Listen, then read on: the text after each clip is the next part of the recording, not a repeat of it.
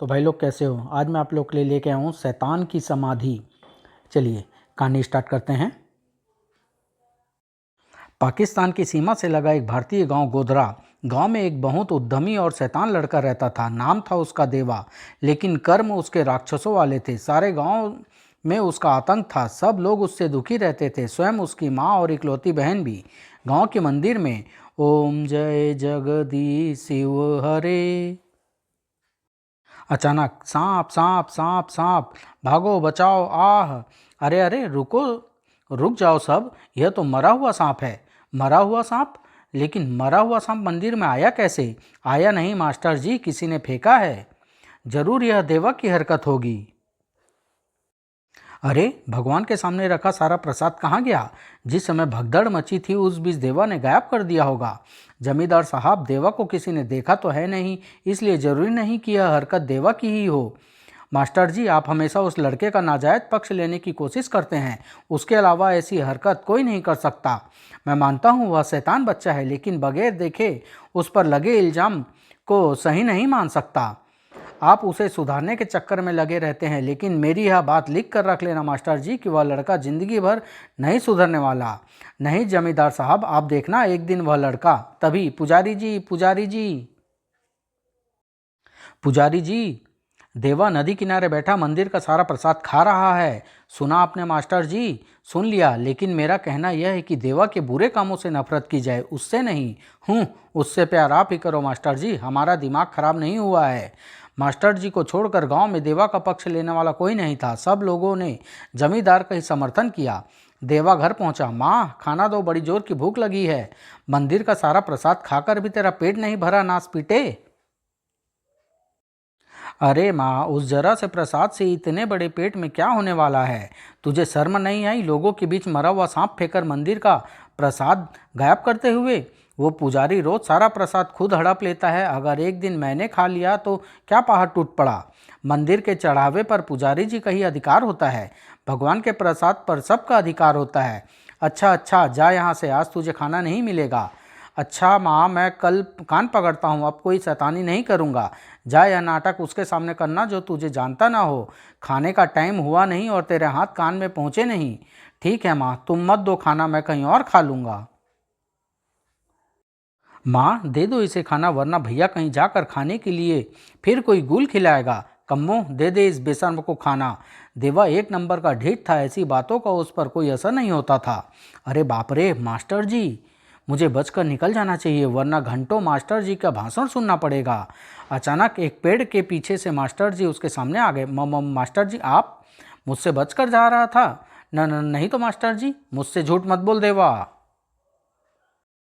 तू अपनी ये गंदी बातें छोड़ क्यों नहीं देता गधे? कल तेरी वजह से मुझे उन लोगों को कितनी बातें सुननी पड़ी। किनकी बातें मास्टर जी? पूरे गांव वालों की, और किसकी?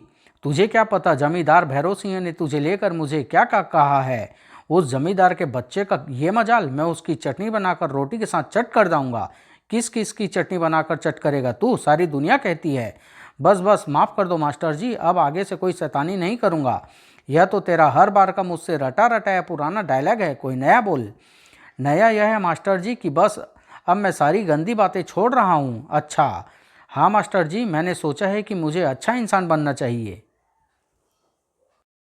सचमुच आज तू नया डायलॉग बोल रहा है? अब मैं जाऊँ मास्टर जी? चल भाग यहाँ से। देवा तो कब से यह चाहता था। वह एकदम उनके सामने से गधे की सिर से सिंह की भांति गायब हो गया। देवा, अगर हम तुझे नहीं सुधार सके तो समझेंगे कि हमारी शिक्षा में ही कोई कमी थी। तेरी जीभ बहुत लंबी हो गई है और नाक ऊंची, मैं उसे जमीन पर रगड़वा दूंगा। जमींदार भैरव सिंह, रात के समय जमींदार भैरव सिंह की हवेली पर who who who who who. उठो जी, मुझे कुछ अजीब सी आवाज़ आई है। कुछ नहीं है, तुम्हें वहम हुआ होगा श्यामा, सो जाओ। Who who who.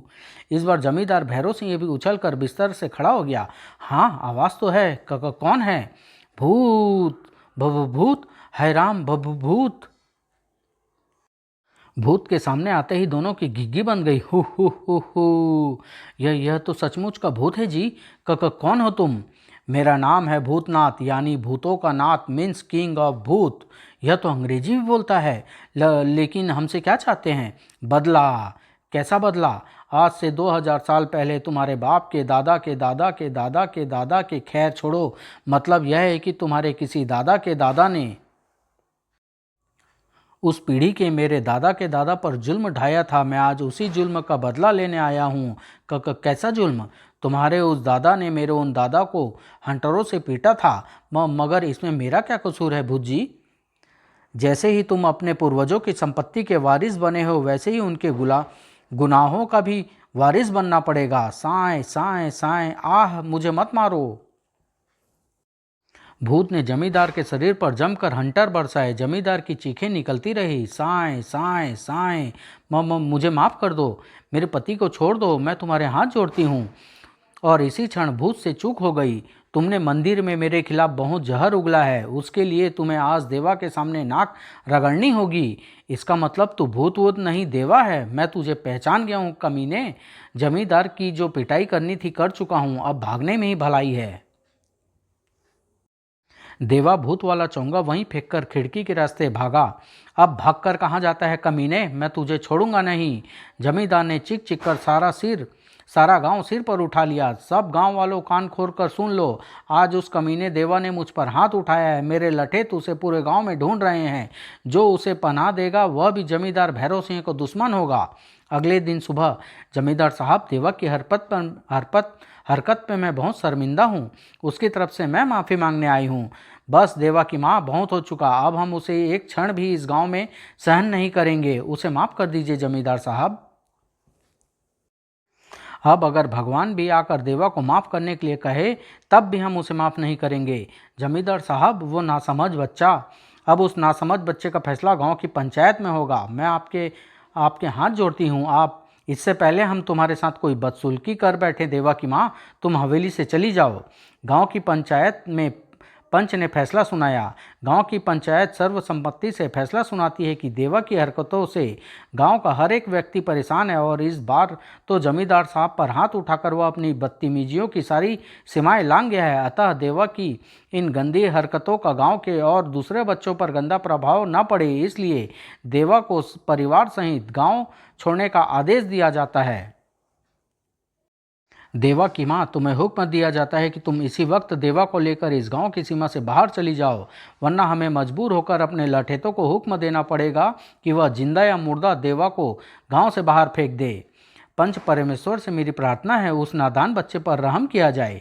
मास्टर जी, यह पंचायत आपका बहुत सम्मान करती है। हर बार आपके कहने पर ही माफ़ किया जाता रहा है, मगर इस बार उसे किसी कीमत पर नहीं छोड़ा जाएगा। मास्टर जी, अगर आप उसे सुधारना ही चाहते हैं तो उससे गांव से बाहर ले जाकर सुधारिए। हम अपने गांव का माहौल गंदा नहीं होने देंगे। मास्टर जी और देवा को बूढ़ी माँ को पंचायत से बाहर कर दिया गया। अब क्या होगा मास्टर जी? इस कमबख्त लड़के ने हमारे पूरे खानदान की नाक काट दी। मेरी कम्मों को क्या होगा? कौन लेगा अब उसका रिश्ता? घबराओ मत देवा की माँ, फौजी छावनी से लगा गांव के बाहर मेरे एक शहरी मित्र का फार्म हाउस है, फिलहाल वहीं डेरा डाल लेंगे। सवाल कहीं रहने का नहीं, देवा की हरकतों का है। मैं अभी निराश नहीं हुआ हूँ बहन, मरते दम तक उसे सुधारने का प्रयत्न करता रहूँगा। उसे सुधरता देखने के लिए अब मैं जिंदा ही कहाँ रहूँगी।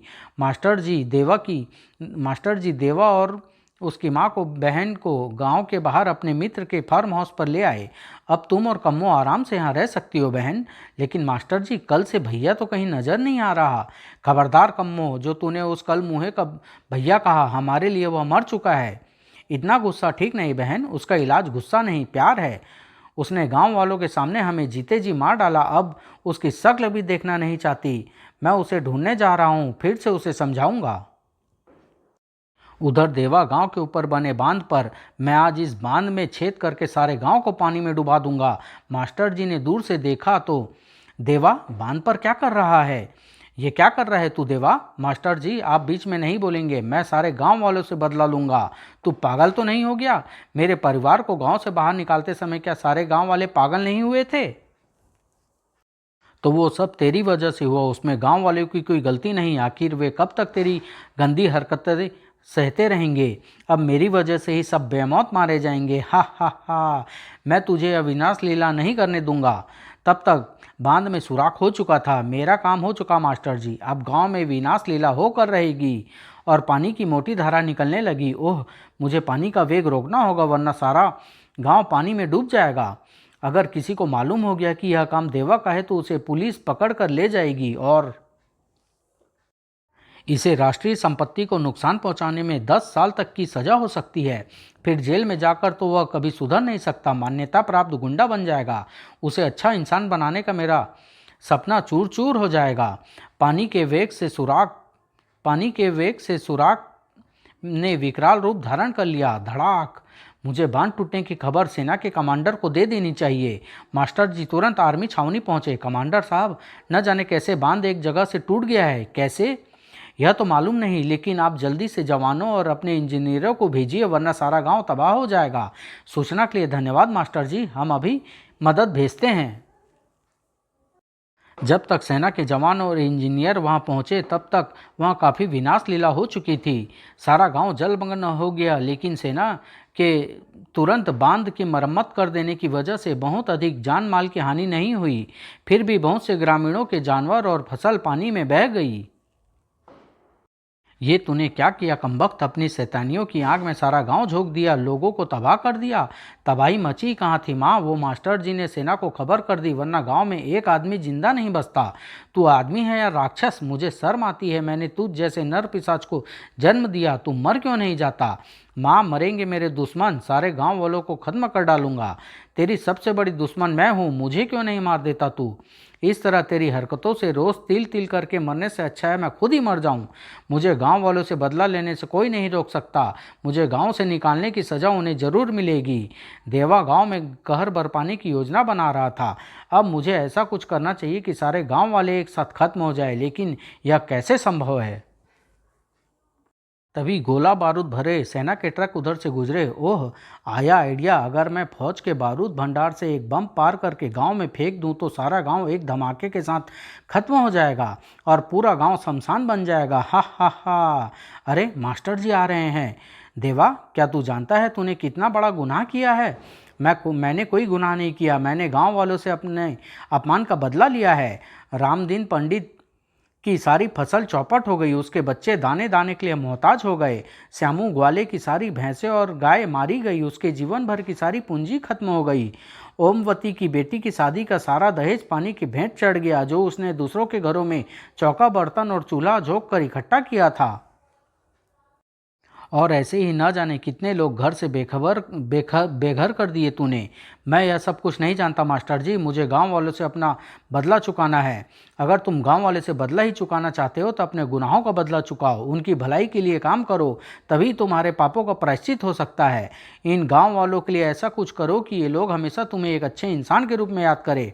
आपकी इन बातों का मुझ पर कोई असर नहीं होगा मास्टर जी, इस बार आप भी गांव वालों को नहीं बचा पाएंगे। तभी मास्टर जी, अरे यह तो कम्मो की आवाज़ है। कम्मो बुरी तरह हड़बड़ाई हुई थी।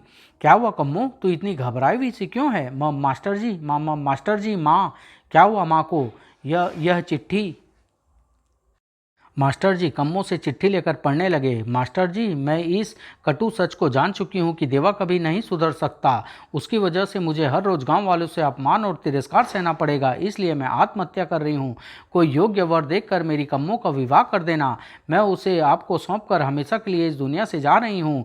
मेरी समस्त गाँव वाले से विनती है कि हो सके तो देवा जैसे कुपुत्र को जन्म देने के लिए मुझे क्षमा कर दे। आपकी अभागिन बहन पार्वती। उफ देवा, तेरी हरकतों से तंग आकर तेरी माँ ने आत्महत्या कर ली। तेरी वजह से एक और कितना बड़ा अनर्थ हो गया। अब मैं गांव वालों को किसी कीमत पर नहीं छोड़ूंगा। पेड़ से देवा की माँ की लाश उठाकर दाह संस्कार कर दिया गया। माँ की चिता के साथ साथ देवा के मन में शैतानियत की आंख धधक रही थी। गांव वालों के परकच्चे उड़ा दूंगा मैं। दिन के समय देवा फौजी छावनी के बारूद भंडार की स्थिति देखने निकला। अरे देवा, तू यहाँ क्या कर रहा है। कुछ नहीं अंकल, बस यूं ही घूम रहा था। और आजकल तेरी शरारतें कैसी चल रही है। अंकल, आजकल मैंने शैतानी करनी बिल्कुल छोड़ दी। अच्छा, तो आजकल सूरज पश्चिम से निकल रहा है। बारूद भंडार की इमारत की पिछली दीवार की तरफ कोई पहरा नहीं था।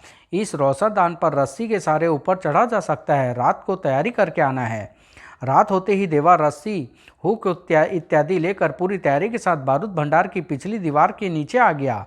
अब मैं यह रस्सी बंधा हुक रोशनदान में उछालता हूँ। हुक रोशनदान में उलझ गया। खट, देवा रस्सी पर चढ़ने लगा। रोशनदान पर पहुंचकर देवा ने रस्सी भंडार के अंदर डाल दी। अब वह अंदर नीचे उतर रहा था। एक बम उठाकर उसने पेट से बांध लिया और फिर ऊपर रोशनदान पर चढ़ने लगा। सफलतापूर्वक एक बम चुराकर वह वापस फार्म हाउस लौट पड़ा और उस बम को एक सुरक्षित स्थान में छुपा दिया। कल मौका देखकर इस बम से पूरे गांव को उड़ा दूंगा। उसी रात अचानक सीमा पर धूम धड़ाका शुरू हो गया। तोपों और टैंकों की गड़गड़ाहट गूंजने लगी। धड़ाम धड़ूम धड़ाम। सब गांव वालों को सूचित किया जाता है कि पड़ोसी दुश्मन देश ने हमारी सीमा पर आक्रमण कर दिया है। सब लोग अपने घरों की रोशनियां बुझा दें और आने वाले किसी भी खतरे के लिए सावधान रहें। अब गांव को बम से उड़ाने के लिए बहुत अच्छा मौका हाथ लगेगा। मुझे इस बम को अपने पेट से बांधकर साथ ही रखना चाहिए। देखा देवा, युद्ध के समय सीमा से लगे होने के कारण गांव पर खाने पीने से लेकर हर तरह की मुसीबतें आती है। अगर तू अपने गुनाहों का प्रायश्चित और अपनी माँ की आत्मा का शांति पहुंचाना चाहता है तो इस संकट के समय में इनके काम आ। इन्हें यह बता कि मास्टर जी का विश्वास झूठा नहीं था। देवा एक अच्छा इंसान भी बन सकता है। फिर कम्मों की शादी भी अच्छे घर में होगी। तेरी माँ की अंतिम इच्छा थी। देवा ने पीछा छुड़ाया। मास्टर जी, मुझे आज एक जरूरी काम से जाना है। लगता है मैं भी देवा नाम के पत्थर से सिर टकरा कर मर जाऊंगा। उधर सीमा पर जबरदस्त युद्ध चल रहा था। धूम धड़ाम। दुश्मन का आक्रमण अप्रत्याशित और सुनियोजित था, इसलिए भारतीय सेना के मुख्य हेडक्वार्टर से टैंक और पर्याप्त मात्रा में गोला बारूद एकदम नहीं पहुंच पाए थे। दुश्मन का एक टैंक आग उगलता हुआ गोधरा छावनी की तरफ निरंतर बढ़ रहा था। फिलहाल भारतीय सेना के पास उसे रोकने का कोई साधन नहीं था। सब गांव वालों को सूचित किया जाता है कि दुश्मन का एक टैंक गांव की तरफ बढ़ रहा है। हम उसे नष्ट करने का प्रयत्न कर रहे हैं, लेकिन फिर भी बतौर सावधानी आप लोग गाँव छोड़ दें, वरना यहाँ जान माल की हानि हो सकती है। मास्टर जी और देवा भी इस घोषणा को सुन रहे थे। चल देवा, हम कम्मों को साथ लेकर यह जगह छोड़ देते हैं। मैं नहीं चाहूँगा मास्टर जी। क्यों? अभी मुझे गांव वालों से एक बदला चुकाना है। फिर तुम्हें कोई शैतानी करनी है देवा। ऐसे समय में भी तू मेरी वो शैतानी ऐसे समय में ही हो सकती है। देवा तेजी से बाहर की तरफ भागा। बम उसके पेट से बंधा हुआ था। देवा, तुझे मेरी कसम। बस मास्टर जी, मुझे आखिरी शैतानी करने दीजिए। आपसे वादा करता हूँ इसके बाद फिर कोई शैतानी नहीं करूँगा। अरे, ये देवा सीमा की तरफ कहाँ भागा जा रहा है? रोको उसे। रुक जा देवा, उधर घमासान युद्ध चल रहा है और दुश्मन का टैंक आ रहा है। तेरी जान जा सकती है। लेकिन देवा नहीं रुका। गोलियों के बीच वह निरंतर टैंक की तरफ भागा जा रहा था। मैं इस तरह उस टैंक तक नहीं पहुंच सकता। बीच में ही गोले से उड़ा दिया जाऊंगा और मेरा मकसद पूरा होने से रह जाएगा। मुझे यहीं किसी लाश के बीच नीचे लेट जाना चाहिए और जैसे ही टैंक मेरे ऊपर चढ़ेगा, मेरे पेट पर बंधा बम उस टैंक के परखच्चे उड़ा देगा। देवा किसी लाश की तरह मैदान में पड़ी लाशों के बीच लेट गया। अब मेरी वजह से मास्टर जी को किसी की कोई बात नहीं सुननी पड़ेगी और फिर मेरी मौत ही मेरे गुनाहों का प्रायश्चित हो सकता है। आज मैं अपने गांव वालों को इस टैंक रूपी शैतान के साथ साथ देवा नाम के शैतान से भी मुक्ति दिला दूंगा। और आगे बढ़ता दुश्मन का टैंक जैसे ही देवा के ऊपर चढ़ा, भड़ाक। देवा ने अपने प्राण देकर पूरे गांव को बचा लिया था। देवा ने तो कमाल कर दिया। लेकिन यह हुआ कैसे? मैं बताता हूं कमांडर साहब। देवा ने आपके बारूद भंडार से गांव को उड़ाने के लिए एक बम चुराया था और वह बम पेट से बांधकर देवा टैंक के रास्ते में लेट गया था। टैंक को उड़ाने का फिलहाल इसके अलावा दूसरा रास्ता भी नहीं था, मगर सामने से आती मौत के सामने यूं लेटना हंसी का खेल नहीं। कल तक जो लोग उसकी बुराई करते न थकते थे, वो भी आज उसकी प्रशंसा कर रहे थे। कोई सोच भी नहीं सकता था कि वह शैतान लड़का इतना महान निकलेगा कि अपने प्राण देकर सैकड़ों लोगों के जान माल की रक्षा करेगा। सचमुच पार्वती धन्य थी जिसने ऐसे महान सुपुत्र को जन्म दिया था। वृद्ध युद्ध समाप्ति के बाद सरकार ने भी मरणोपरांत देवा के सम्मानित करते हुए उसकी बहन को 1 लाख का पुरस्कार दिया था। पुरस्कार समारोह की समाप्ति के बाद, मास्टर जी, मैं अपने लड़के कैप्टन रंजीत के लिए कम्मों का हाथ मांगने की प्रार्थना करता हूँ। कमांडर साहब, आप कम्मों को? देवा जैसा महान इंसान की बहन को अपने घर में बहू बनाने में मुझे गौरव होगा।